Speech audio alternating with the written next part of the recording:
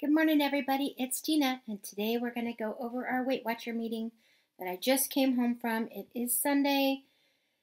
It is currently 10:03, and I have to leave for church in about 40 minutes, 45 minutes.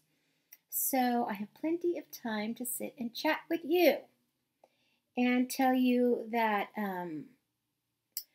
our leader today was, or our coach, new workshop coach, but old Weight Watcher leader, was, she's out ill, so I had a different gal. Her name was Trish. I've only been in one of her workshops before, back when it was a meeting. And so it's always interesting to have a different person. You feel almost let down, kind of like you did back in high school whenever you had a substitute, similar to that. Not that there's anything wrong with her. I'm sure she's fine. But, you expect something and something different happens. That in itself in life is something that can set a person off. Truth? How many times has something that you would consider a setback or a digression or, you just went off course, something changed in the day and caused you to go, you had to do something different? How many times has something like that set you off course? Many, many times I think that we could say that is something that affects us. But she was very positive and helpful, and she talked about the meeting, and it was move more each day. Every day, move a little bit more. And so she basically had everybody share what the 3 pillars of Weight Watchers are. I almost want to say that right here. Stop right here and comment below. Don't read the comments. Just comment below what you think the three pillars of Weight Watchers of WW are currently. It was interesting that a lot of people that was in the meeting didn't know that. And then she talked about there being 2 that would help you with the other 1 and how it all trickles together. And it says, on days when carving out a block of time for activity is hard, you might wind up pushing it off until tomorrow. Instead, look for ways to fit in movement moments that naturally work into your day. And then she talked about, like, for instance, here where we're in California, very normally bright, sunny, hot days. Well, it hailed yesterday. We're calling for snow. And that's just not normal for where we live. So would we go out and walk, even though like Sandy would over at Let's Get Fit, she would bundle up and go walking today. Most people in California, this is such a adversity to what we're normally experiencing that it's traumatic for us. I mean, it rained so hard yesterday, and I'm sure most people just stayed in the house. And then our coach was actually she lives up in the mountains where we do get snow.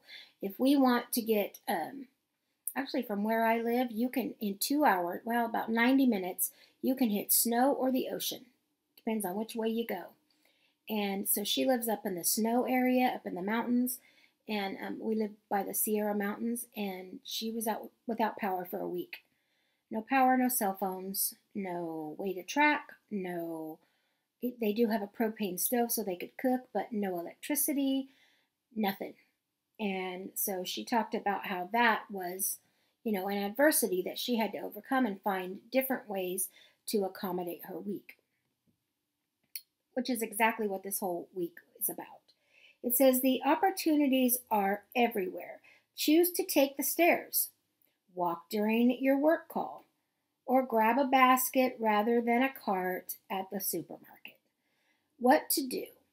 Plan your moves. Identify one day this week where you'll be very busy so that it will be difficult to get in a longer session of physical activity.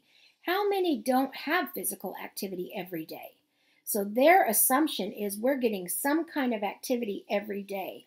And on a difficult day, you find something to alter to make it work.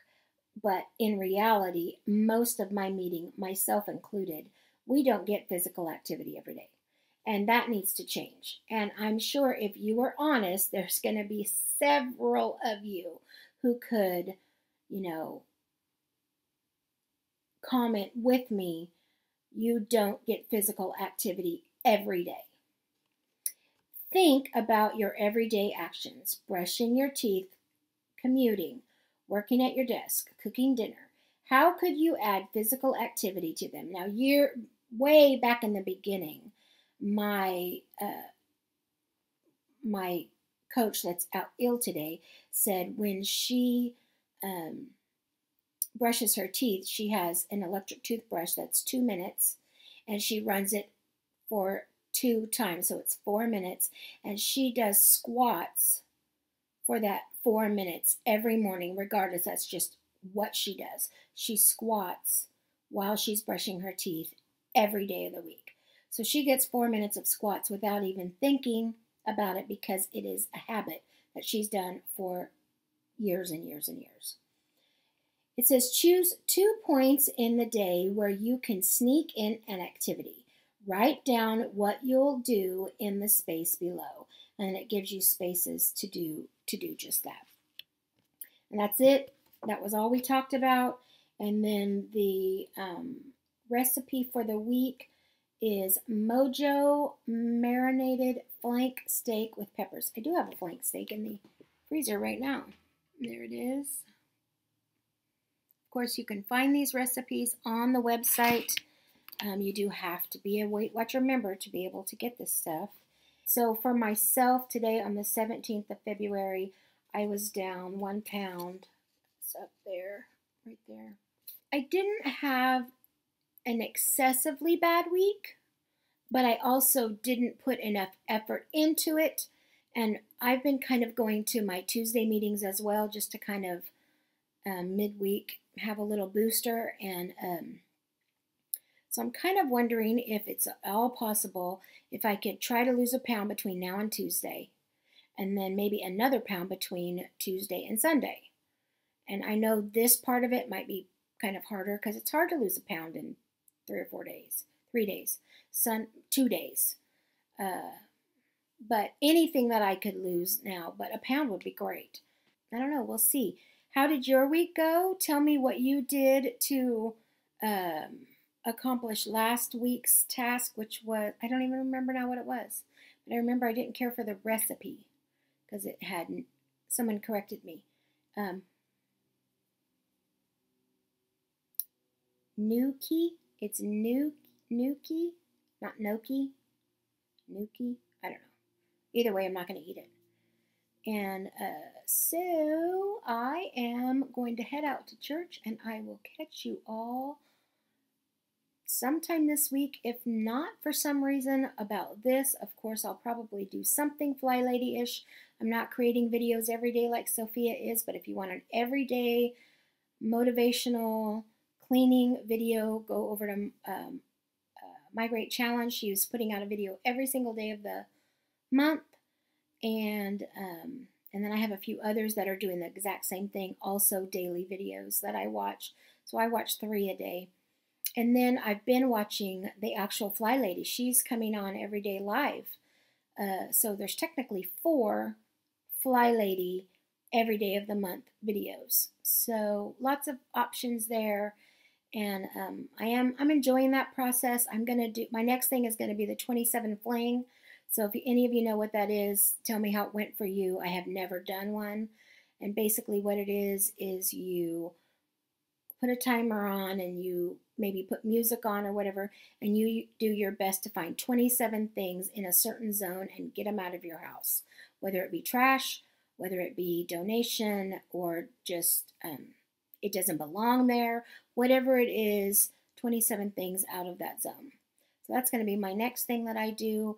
And that will be one day this week. I'm not exactly sure which day it will be, but you can look for that, and it will be an actual video, not the little short 1 minute ones. Which ones do you prefer? Long videos where I talk and share, or do you like the little 1 minute videos so that you get the gist of what we're doing, and it takes a minute? Let me know in the comments below. I will talk to you later. Bye-bye. God bless.